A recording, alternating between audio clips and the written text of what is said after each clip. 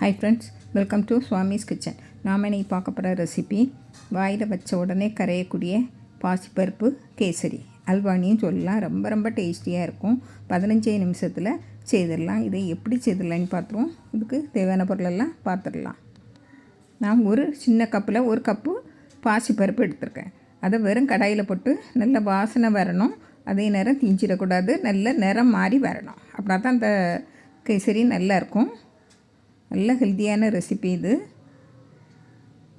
நம்ம எந்த கலரும் சேர்க்கல. இப்போ இது நல்லா சிவந்து வந்துட்டு இதை ஒரு பிளேட்டில் மாற்றி ஆற வச்சு மிக்ஸி ஜாரில் மாற்றிடுங்க. பாருங்கள், மாற்றியாச்சு. இதை நல்லா பொடி பண்ணி எடுத்துக்கலாம்.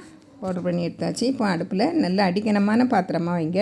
வச்சுட்டு 2 டீஸ்பூன் நெய் விடுங்க. நெய் காய்ச்சதும் 1 டீஸ்பூன் ரவை, அதாவது பாம்பே ரவை, 1 டீஸ்பூன் அரிசி மாவு. அரிசி மாவுக்கு பதிலாக நீங்கள் கோதுமை மாவும் சேர்த்துக்கலாம். ரெண்டுமே நல்லாயிருக்கும். இப்போ நல்லா வறுத்து விடுங்க. நல்லா வறுத்து நெய் பிரிஞ்சு மேலே வரணும். அந்த அளவுக்கு நல்லா வறுத்து விட்டுட்டு நம்ம பொடிச்சு வச்ச பாசிப்பருப்பு பவுடரை போட்டுடலாம். போட்டு நல்லா வறுத்து விட்டுருங்க. நம்ம ஏற்கனவே வறுத்து வச்ச பாசிப்பருப்பு பவுட்ரு தான். அதை இன்னும் இந்த நெய்யில் வறுக்கச்சுமே நல்லா டேஸ்டாகட்டும், நல்ல வாசனையாட்டும் இருக்கும். இப்போ நான் இதுக்கிடையில் 3 கப்பு தண்ணியை நல்லா சூடுபடுத்தி வச்சுருக்கேன். நம்ம கொதிக்க வேண்டாம், நல்லா சூடுபடுத்தி வச்சுக்கிடணும். இடையில் 1 கப்பு பாசிப்பருப்புக்கு 3 கப்பு தண்ணி விடணும். அடுப்பை ஸ்லோ ஃப்ளேமில் மாற்றுங்க. நான் ஸ்லோ ஃப்ளேமில் வைக்காமல் ஹை ஃப்ளேமில் இருந்துச்சு. அதனால் உடனே இறுகிட்டு நம்ம கிளறி விடுறதுக்கு முந்தைய அது இறுகிறோம்.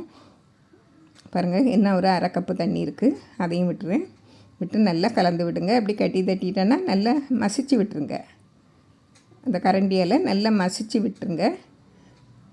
பாருங்கள், இப்போ இதுக்கு நான் நெய் 1/2 கப்பு நெய் எடுத்திருந்தேன். 1 கப்பு பாசிப்பருப்புக்கு 1/2 கப்பு நெய் எடுக்கணும்.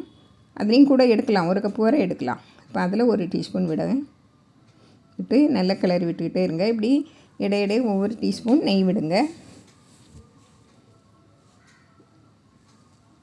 பாருங்கள், இப்போ கொஞ்சம் கட்டி குறைச்சிட்டு நம்ம இன்னும் வெல்லம் போட்டு எடுத்த உடனே நல்லா குறைஞ்சிடும். அந்த கட்டியெல்லாம் இலகி வந்துடும். பாருங்கள், இப்போ 1 கப்பு வெல்லம்.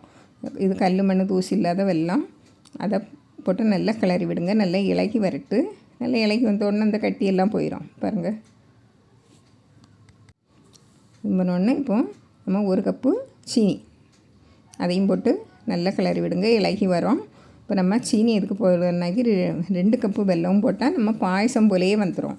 அதனால தான் 1 கப்பு சீனி போட்டு கிளறி எடுக்கணும். பாருங்கள், நல்லா இலகி வரும். அதுக்கும் பிறகு இறுகி வரும். நல்ல ஸ்லோ ஃப்ளேமில் வச்சு நீங்கள் கிளறி விட்டுக்கிட்டே இருங்க. இடையிடையே கொஞ்சமாக நெய் விட்டு கிளறி விடுங்க. நான் 1/2 கப்பு நெய் தான் எடுத்துருந்தேன். இது கரெக்டான அளவில் இருக்கும். உங்களுக்கு இதோட கூட வேணும் அப்படின்னா கூட 1/4 கப்பு எடுத்துக்கலாம், 3/4 கப்பு வரைக்கும் எடுத்துக்கலாம். நல்லா கிளறி விட்டுகிட்டே இருங்க. இந்த நெய்யிலே இப்போ வரணும். பாருங்கள், அடி பிடிக்காமல் கிளறி விட்டுகிட்டே இருங்க.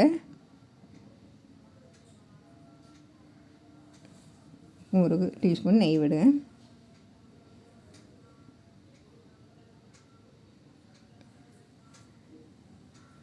நெய்யெல்லாம் உள்ளே இழுத்து வரட்டு. அப்படின்னா தான் நல்ல கேசரி வாசனை, இல்லைன்னா அல்வா வாசனையும் அடிக்கும். இல்லை நம்ம பாசிப்பருப்பு பாயசம் எப்படி வைப்போமோ அதே மாதிரி தான் இருக்கும். அதனால் இதை நெய்யில் கொஞ்சம் அப்படி கிளறி விட்டுக்கிட்டே இருங்க. இப்போ நம்ம முந்திரி பருப்பை நான் நெய்யில் வறுத்து போட்டிருக்கேன். பாருங்கள், அதை நெய்யோடு விட்டுருங்க. இப்போ ஏலக்காய் தூள் போட்டு நல்லா கிளறி விட்டுருங்க. இனிமேல் நல்லா சுருண்டு வந்துடும்.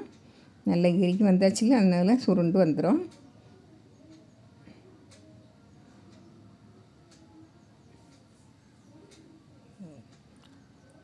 பாருங்கள், ரொம்ப நேரம் கிளறணுன்னு தேவையில்லை. இப்போ போதும். நமக்கு பக்குவம் சரியாக வந்துட்டு. இப்போ நம்ம எப்படி இருக்குன்னு பாருங்கள். ஒரு கரண்டியில் எடுத்து பாருங்கள், எப்படின்னு பாருங்கள். எப்படி இருக்குது தலை தலைன்னு. நம்ம நெய் குறைவாக தான் சேர்த்துருக்கோம். பாத்திரத்தில் மாற்றிடுவோம். பாருங்கள், எவ்வளவு ஷைனிங்காக இருக்குது. நம்ம நெய் குறைச்சி தான் சேர்த்துருக்கோம். இது கூட 1/4 கப்பு சேர்த்தா நல்லா நெய் சொட்ட இருக்கும்னு சொல்லுவாங்களே, அதே மாதிரி இருக்கும். நல்ல சாஃப்டாக இருக்கும். நல்லா வாயில் வச்ச உடனே கரையக்கூடிய அளவில் இருக்கும். இதே மாதிரி நீங்களும் செய்து பாருங்கள். பிடிச்சிருந்தால் லைக் பண்ணுங்கள், ஷேர் பண்ணுங்கள், கமெண்ட்ஸ் பண்ணுங்கள். மறக்காமல் சப்ஸ்கிரைப் பண்ணுங்கள். தேங்க்யூ.